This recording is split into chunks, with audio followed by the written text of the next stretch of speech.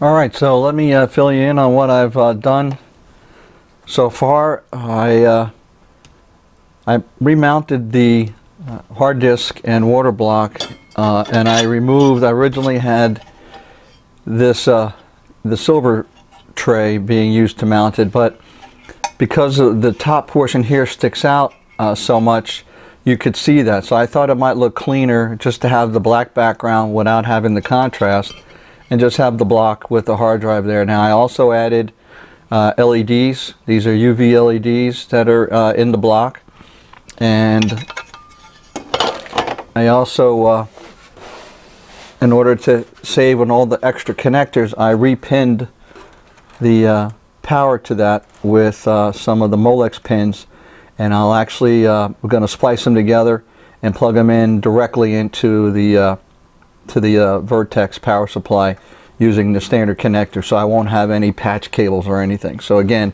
trying to clean up the amount of cabling in here. The other thing that you might notice now, I also de-knocked the power supply with some silver de-knock, and it's kind of a two-tone. I don't know if you can see it, but I left the top and the bottom black, kind of matching with the rest of the case.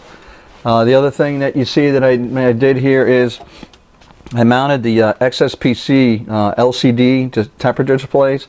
I have one that's in that's a blue display, and that has a G-quarter fitting that's going to go into one of the radiators so that I get a temp of the coolant in the system.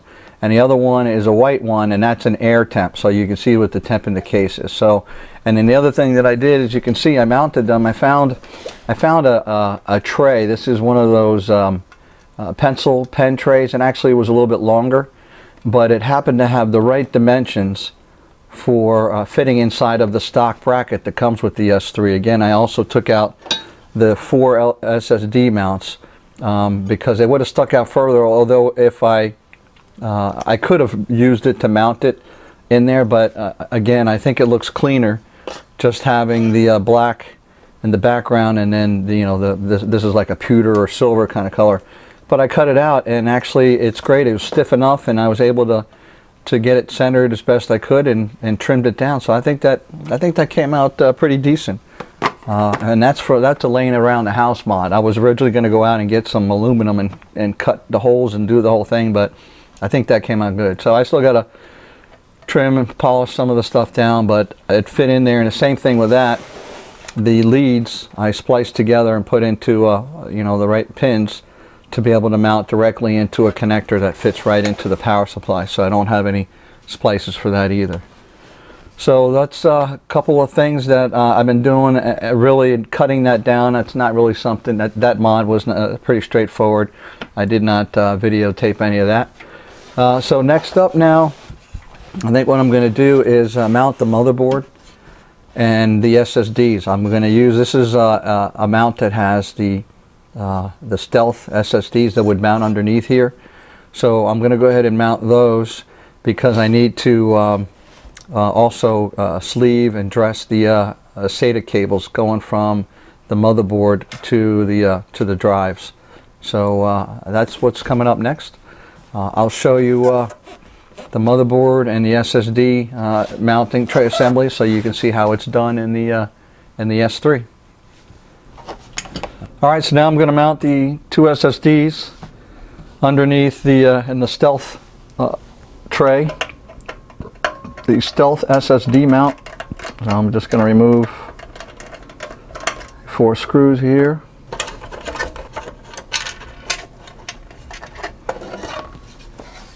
And you see down here there are 8 holes for 4 for each SSD. And then they'll come through protruding this way right above the power supply. Now, in order to be able to get to some of the screws, they're hidden inside this opening, so I'm going to have to also remove the screws that hold it to this plate with the right screwdriver.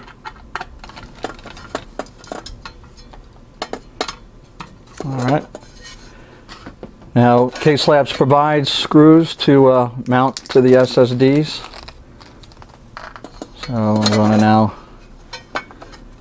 mount them directly to the plate.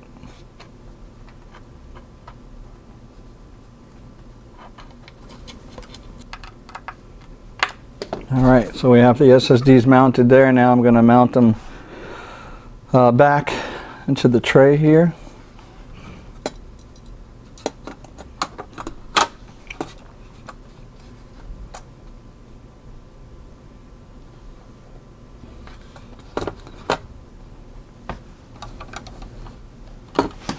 Alright, there we have it.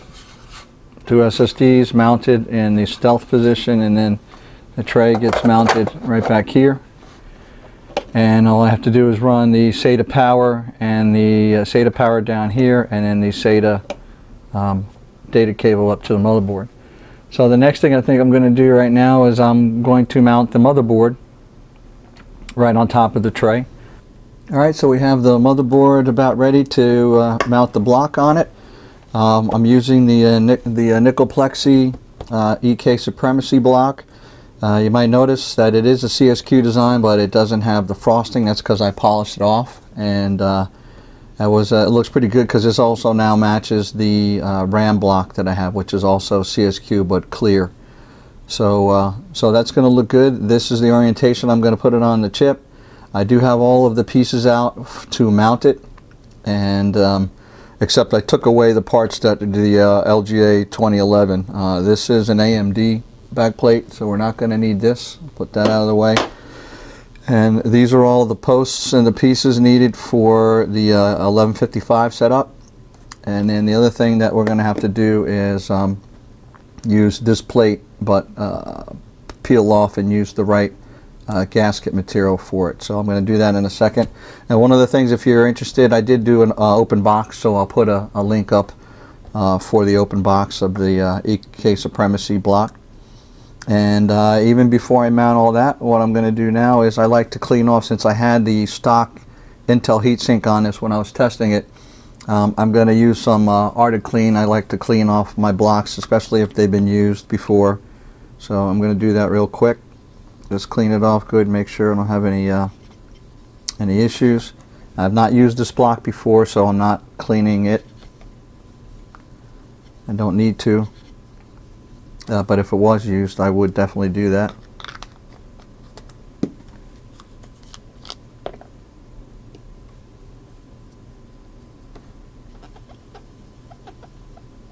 And if you've seen my videos before, you know that I pretty much use this all the time, except for a brand new installation. And you can get this for about $5 or $6 online at Amazon. This is Arctic Clean thermal material remover. So that gets off any old tin. But if it's really caked on, you use alcohol first, and then you can use these guys, and that's a purifier to get it nice and clean. And then you polish it up with that purifier, and we're ready to rock and roll. Alright, so that's that. Now, in order to mount the back plate on the back, we got to get the right ones there. The EK block allows you, it tells you if you're going to use the 1155, 1156 block, this is the plate you need. So these pieces you don't need. This is for a 1366 mount, and then all of this rubber you need if you're going to do the AMD mount, which we're not. So these are the pieces we're going to use. And if I can pick up this plate here is threaded, so it will accept these posts when you put them through the motherboard. Alright, so what I'm going to do now is flip over the motherboard and get this aligned up.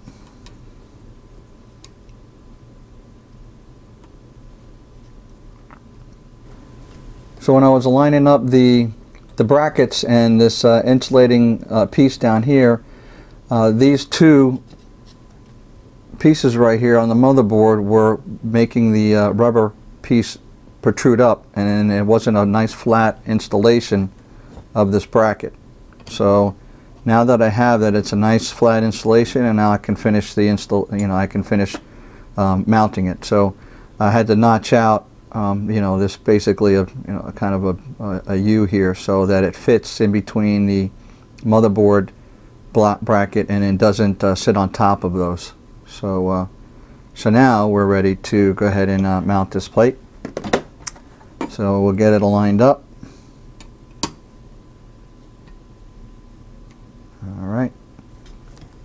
going to do is turn it over and taking one of the posts and a washer.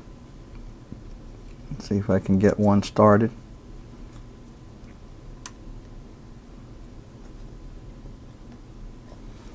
Let's go to this guy first.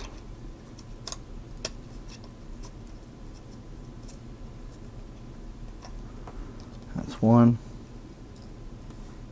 The key to putting these posts is once you get one started, then all the rest of them should have it lined up, should be able to mount pretty straightforward. Again, don't forget to put your isolator, the washer at the bottom there.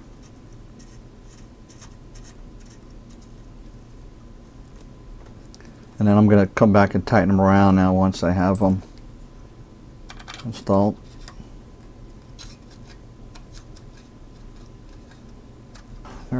They're all in there, and nice smooth level installation now of the back. Okay, so now we got to orient the block.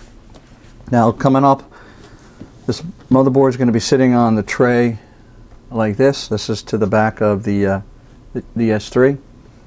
And so I have the RAM coming in here, and I'm going to have a water block on the RAM. So I got to feed the water block on the RAM, and then I'm going to feed the CPU. So it's going to be mounted like this. So I come into the CPU, then out of the CPU, and then out of the CPU is going to go over to the GPU.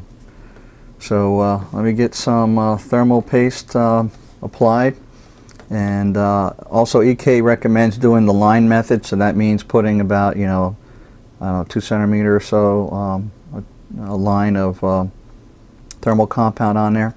And I think I'm going to try this Guild thermal compound. I usually use MX4, but this came with the CPU block, so I'm going to go ahead and give it a shot. That's if this stuff actually comes out. Yep.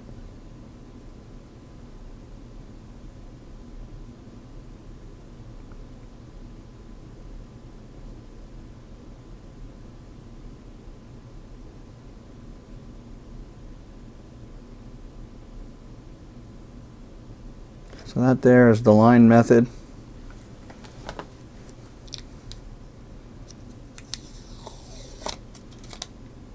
I remove the tape from the bottom of the block. It looks very nice and clean. And I said I'm going to mount it this way, so I'm going to then go ahead and drop it down. Put the springs on here, and there's threaded posts on the inside of the caps that come with these, so I'm just going to get them started right now, and then you start tightening them down in a star pattern.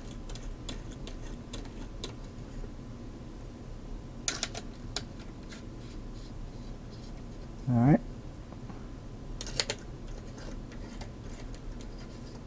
Alright, so I'm just going to go around and crisscross. 2, 3, 4, 5.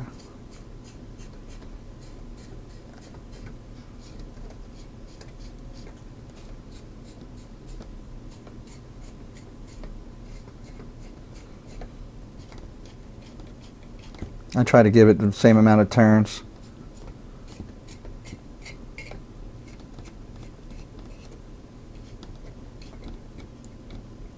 Looks like we're done there.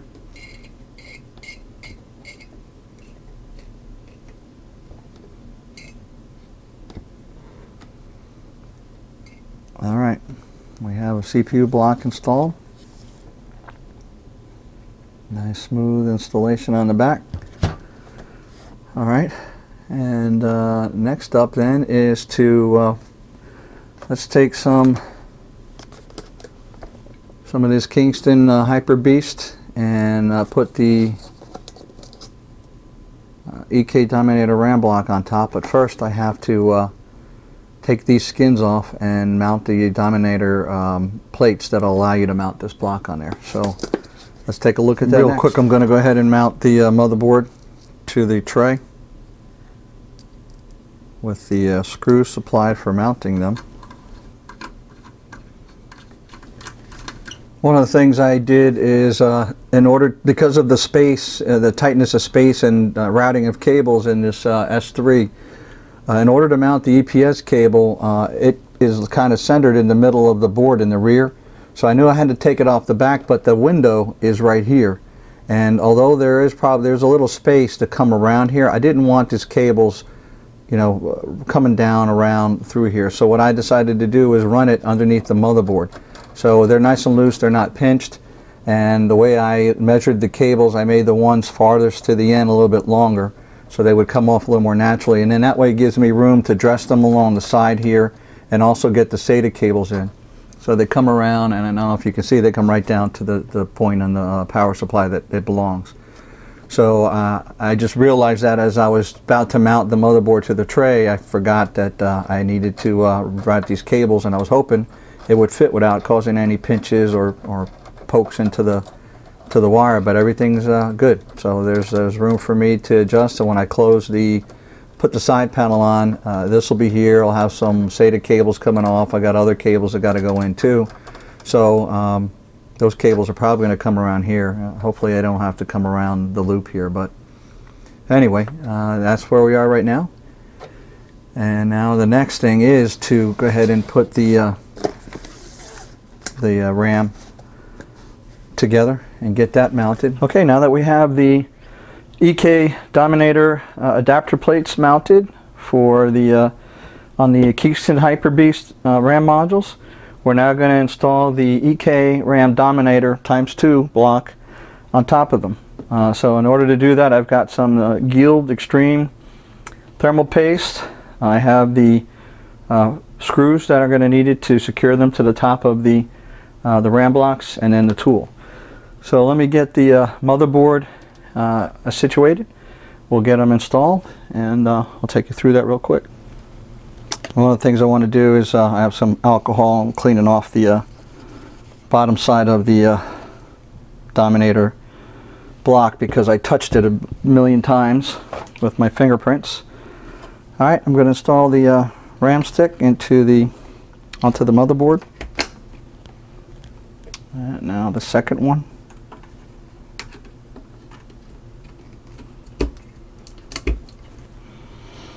Alright, now I want to make sure I position the logo, the EK logo, facing the same way it is on the CPU block. So they're both going to be oriented like that. And then the next thing you have to do is apply some thermal paste along the top of the Dominator sticks. Alright, I've got some MX4 that I plan to use here, and I'm going to orient this a little bit easier, I think, for me to apply it. So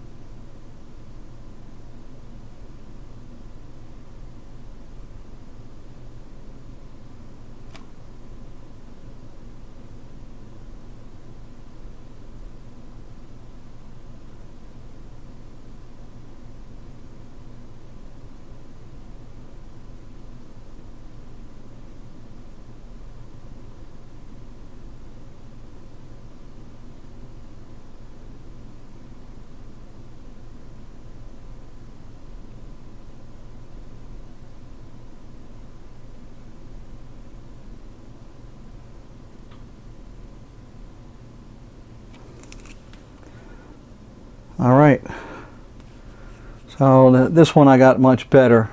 Nice thin line. That one may squeeze out the side a little bit, but that's okay. I'll clean it up if I need to. Alright, so I have this cleaned, and now I'm going to line up the holes with the slots and then set it right on there.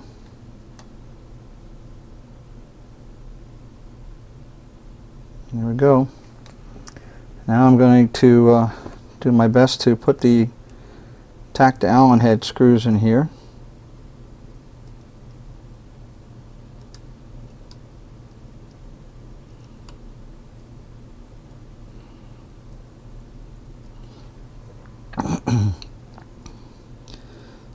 I'm going to try to do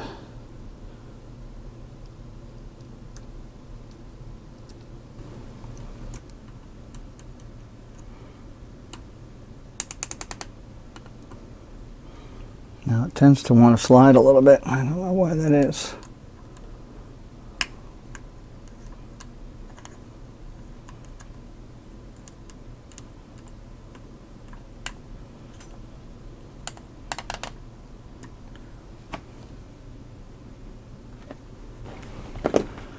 Okay, there we have it. I just needed to get a little more leverage on these screws. Now you don't want to tighten them too much because you will strip them.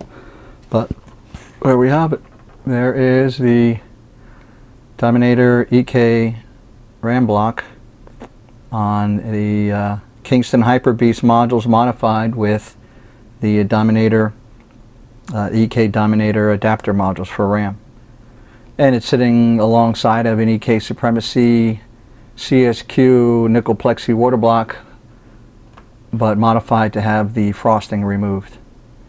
So I think it looks like a pretty good set, don't you think?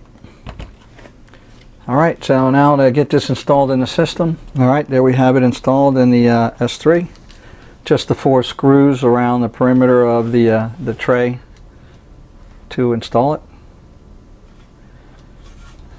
And we have a view now with the SSDs also mounted in the stealth position.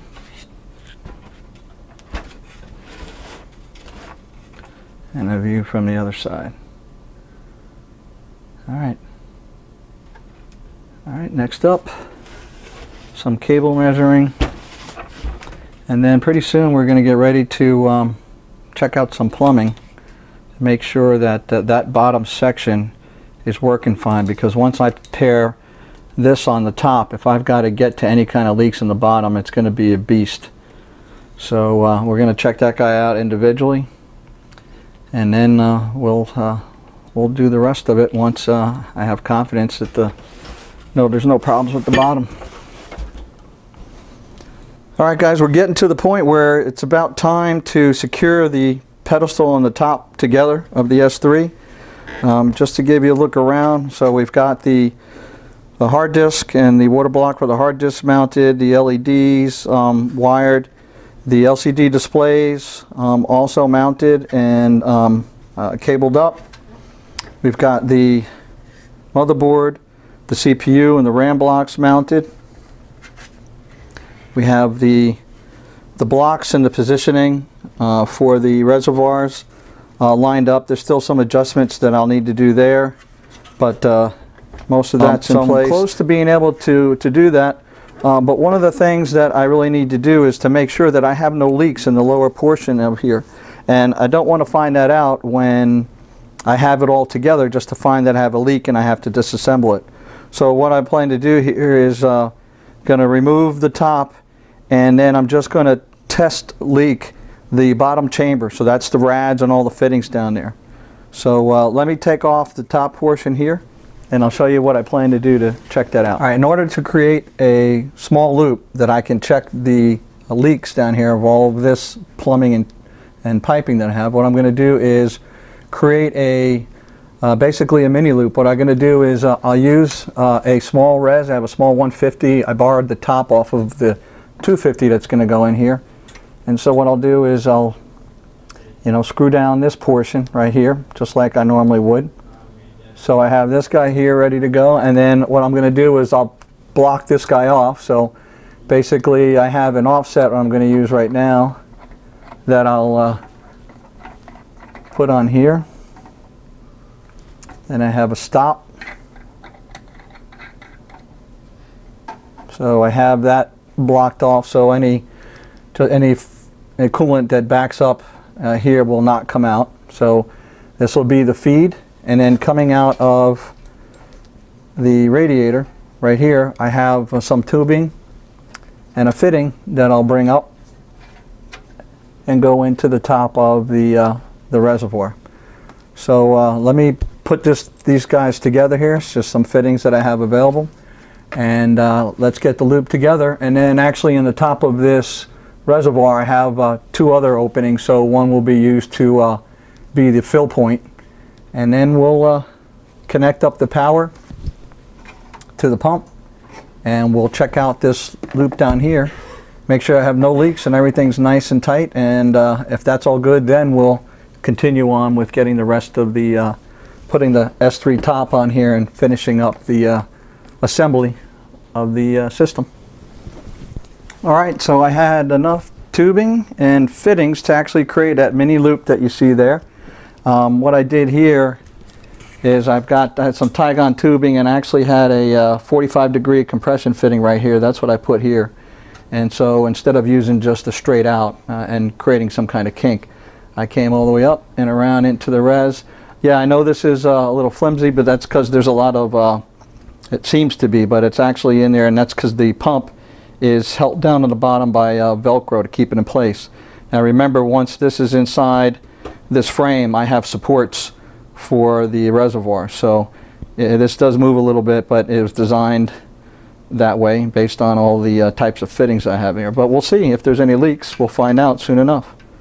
So there we have a quick rig of a setup to do some leak checking. All right, and then of course once we do that, I'll have to drain it, so we'll see how good the drain system works as well. All right, so that's we're about ready now to do a leak check of the pedestal setup. So I get some coolant, get the camera set up, and put the power, external power out for the pump, and we'll give it a go. You'll have a look at that right now. All right, there you see the setup. I have a funnel with a fitting going into the reservoir. Obviously the tubing going back in is the return.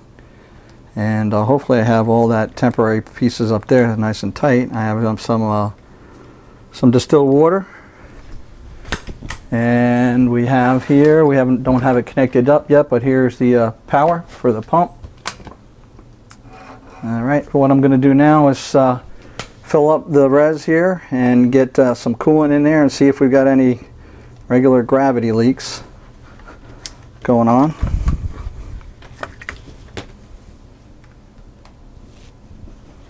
Alright, so let's see.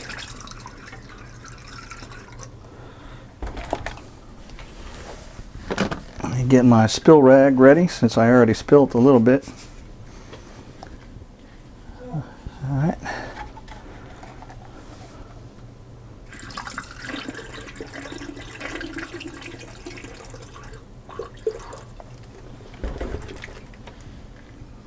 So right now I'm just checking for any leaks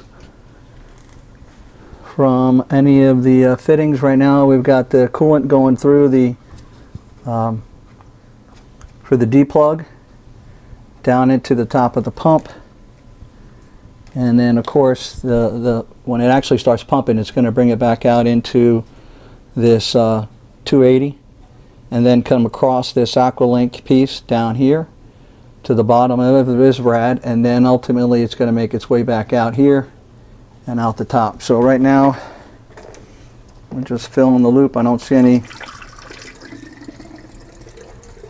anything leaking yet.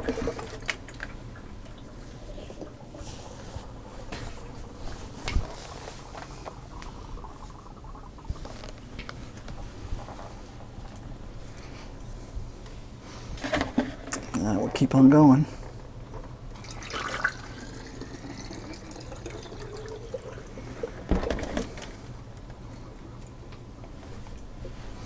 And we already have some coolant making its way back up. Wow. That's pretty impressive. So again, no leaks yet. Knock on wood.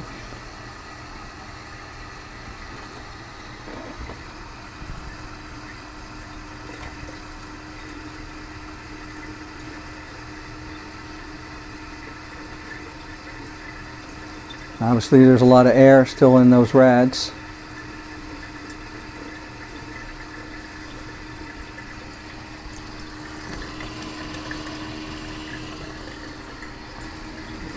Alright, so I have the loop going down for this lower portion of the pedestal, and I have no leaks. Everything has been just fine, but the flow is not that strong. I don't know if you can see there. You can see it's kind of, you know, varying, and I have it turned all the way up to 5. I think you may have to do the restrictions with the restrictions, and I don't know if you can see, there was a lot of bubbles in there. There's not so much now, so I'm thinking it could be the pump.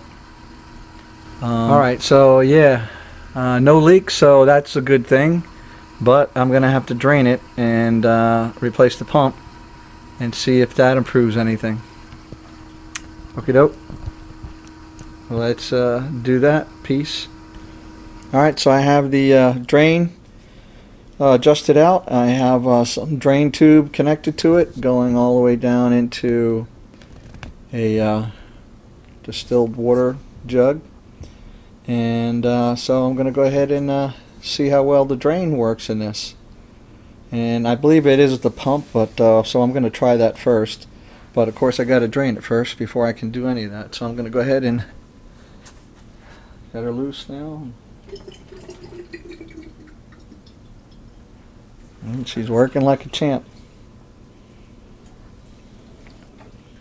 Of course, I'll get everything out of it up until that point in the radiator, and I'll probably have to tilt it some. Anyway, worked real well.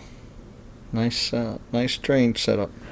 Well, I'm not sure why I'm recording this. I'm thinking maybe it might help somebody else that runs into this. I haven't figured it out yet, but right now, when I was going through just checking the lower loop in the S3 Mini ITX build, I'm finding that the pump, I have a, right now there's a Coolant's PMP 450 variable adjustable pump down there, and all I have is just one res going through a T, feeding down into, you know, that bits power pump top, your standard pump top there with that pump on it.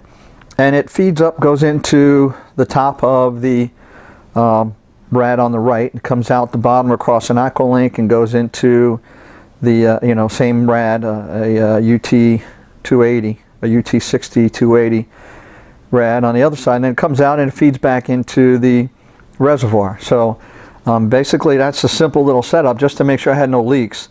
But I do have tons of, well, I have a few right angles down there.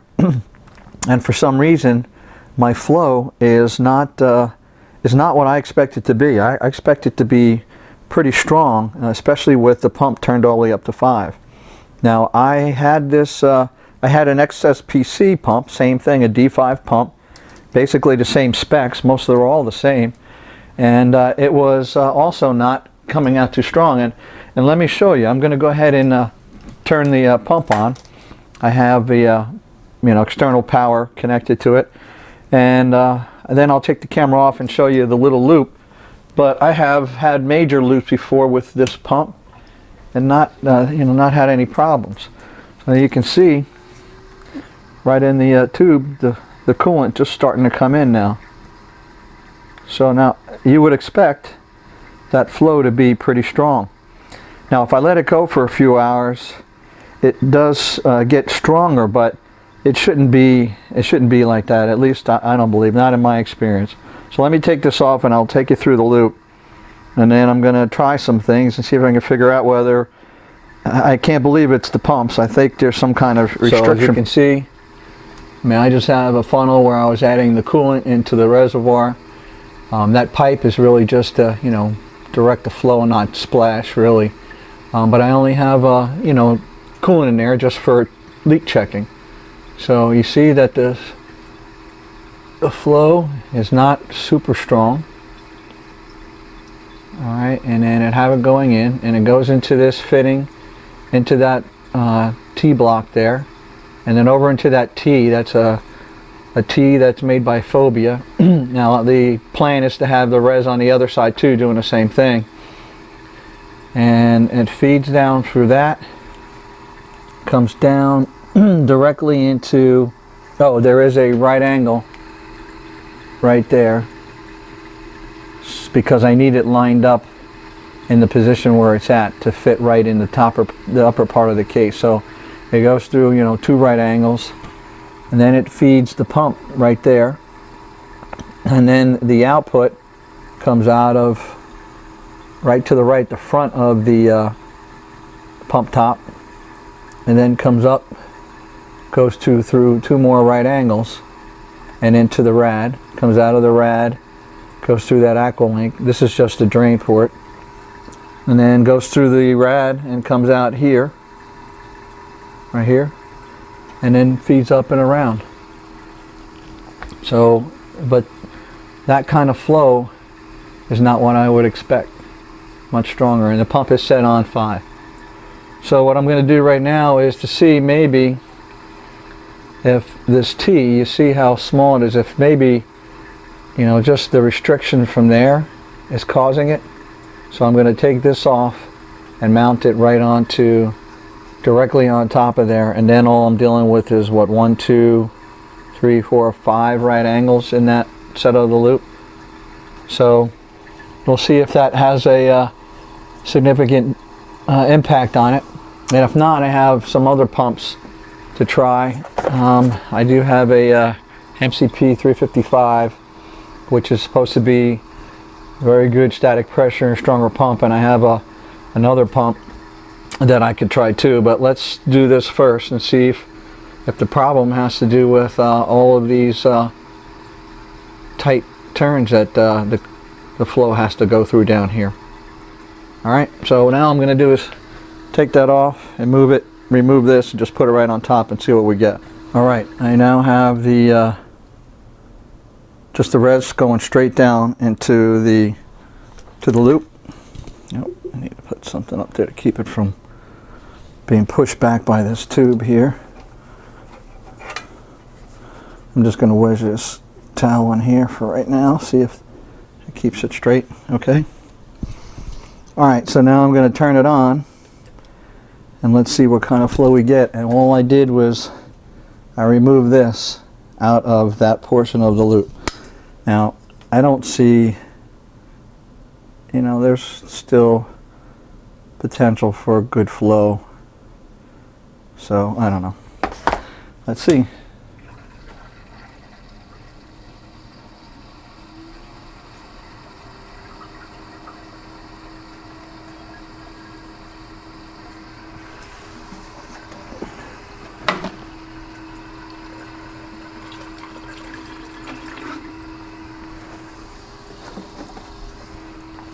Well, that certainly seems like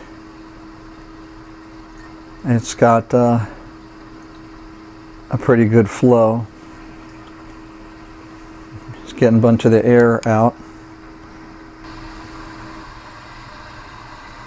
Now, I've turned it on and off a few times to bleed out some of the air, and now I'm getting a steady pressure that I would expect, and the tube is completely full. And you can also probably hear all of the air still running around in this system and in the pump.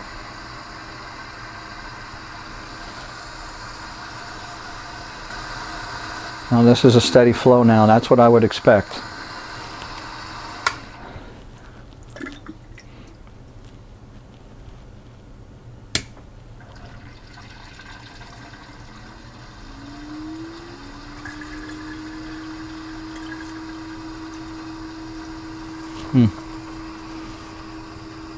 Alright, I'm going to let it run for a while and see how it does. Okay, you can see it's still running pretty strong. You can see it's pretty turbulent down there. So it seems that the combination of the air, and also, I don't know if you can be able to see this here, but look inside that. You can see that that's the diameter inside there of the area that allows the flow to come through, and the same thing on each of these sides. So they made it like that so it could, you know, they could create this T. Well, what I did is in using you know, the same type of T connector that I used here, I created my own T, a couple of 15mm extensions, and I have, you can see the diameter of the space for coolant to flow through is almost twice almost twice what it is inside of that one. So I'm hoping that using this will make the difference. So I'm going to go ahead now and put this back. I'll have to drain it again, put this in place of it, and then see if we get that same kind of flow. Alright, so let's take a look and see. Okay, I removed the Phobia T and I put in my homemade T. Actually looks better, I think, as a matter of fact. So let's see what kind of flow I get with that feeding the pump and see if we have any issues. I'm going to put some coolant in there and we'll fire it up. Alright, I'm going to turn it on now and also make sure I don't have any leaks.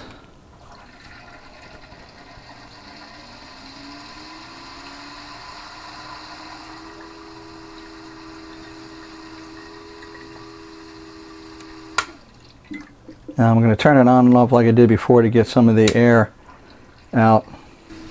Alright, so a few more power on and off. So I think I got most of the air out of the pump. But that's working now the way I would expect it to. Anyway, so it turns out that for this issue, looks like a good portion of it had to do with that combination of air and the tight, the small diameter of this fitting to allow a good flow down to the pump. Alright, so here's a test run with the two tubes. I got the return going into this reservoir and I used this one as a fill port. Work through my T to make sure I don't have any leaks. So let's check the flow now. And again, I filled it up with coolant, so there's going to be some air. Let's see how it does. Alright, so I'm going to let it run for a while and make sure that the flow stays good like that, and then I think I'll be satisfied. Alright guys, so I think we figured out the problem now completely with the loop was really the Phobia T fitting that I had in there. It was way too restrictive, and now of course that's feeding the the pump. So it is that T now that I put in there is great. You should be able to see right now. Let me see if I can get out of the way. You can see the strong flow that's coming down, and right now you see it's fluctuating, and you should be able to hear the pump. Although not the pump, you can actually hear the air. So that's the air in that system right now, and so that's got to get blood out. But before I do that, I need to finish things up with the bottom there and secure it so that I can start measuring acrylic tubing and putting that into the system. So my T fitting is working just fine. The one thing, I don't know if you noticed, but if you look at the towers, the two reses, they tilt towards each other a little bit at the top. So I'm going to need to adjust those brackets, the wood block that I put for the brackets securing the reservoirs, one on each side. They're going to need to be trimmed back a little bit. So I'm going to get out and file some of that down so that I don't have this tilting to the middle. So anyway, that's it. So that's it for this video. I hope that you liked it. Hope you didn't mind the troubleshooting at the end.